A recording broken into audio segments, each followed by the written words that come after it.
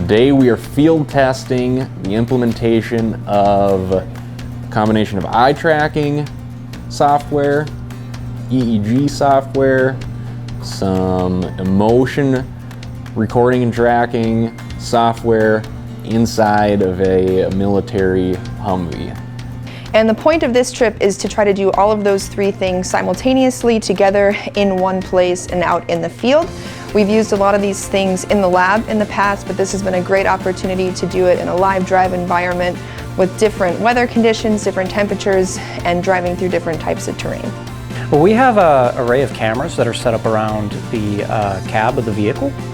And we're also going to have essentially a plastic little band that we're going to put over the heads of the participants to gather the EEG information. And the cameras just point back, most of them point back towards the participants, and one camera points out to capture the view of where the vehicle is going. And then we're actually having them play a role in our research scenario. So we have a driver and they're the passenger. So they're helping with communication, they're using the radio, they're using TAC to navigate us throughout different courses and scenarios that we're doing.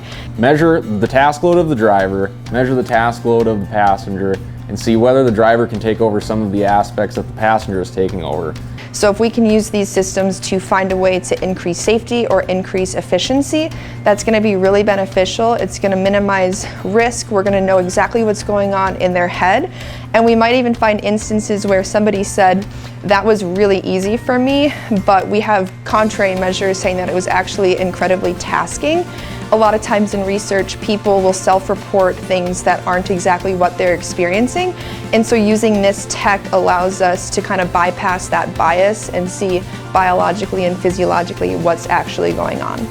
This is the first time these systems have been put together for this purpose inside of a Humvee.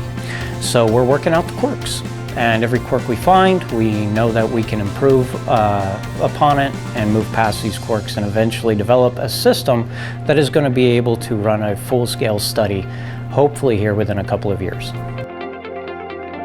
In addition to using multiple systems, there's also multiple teams that go into this project. We are psychology, aviation, engineering, electrical engineering, mechanical engineering. We have computer scientists on the team, and I think a lot of times people don't always get the chance to do interdisciplinary research in industry. My task is to take Camp Grafton South and make it into a virtual environment.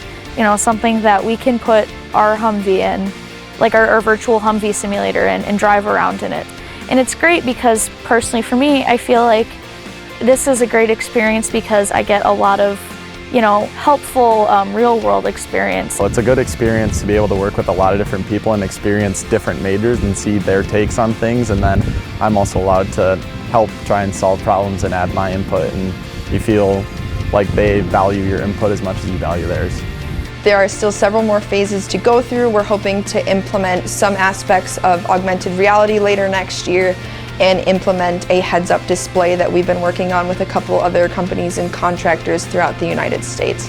So it's a really big team and it's a really big project, and being able to work on something like this is really beneficial to us as students and researchers, and will hopefully help really jump our careers later on too.